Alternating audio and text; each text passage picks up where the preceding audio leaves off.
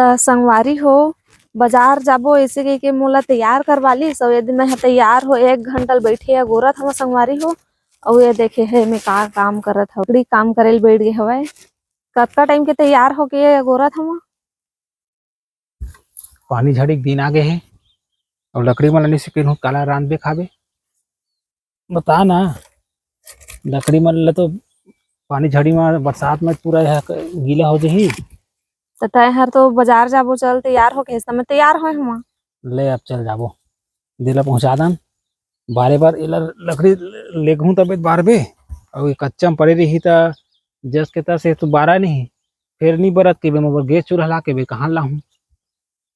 देखा से लकड़ी मतलब भैया काटे तेरा सुखा ही घर में लेके सुखाहूं मिला बोला तो मस्त बारबे झकझक झकझक ठीक है चल चल करके धर के ले चल कैठा लकड़ी लहर के लावा तो भाई एक दरी हाथियां थोड़े पूरा धर के ला लाऊं कम से कम 4 ठा धरना चाहिए भाई उतना कन तो मैं लेके जाता हूँ तो दूध ही करके लाहूं भाई सब ला का करूं ओके नहीं हाँ ठीक है।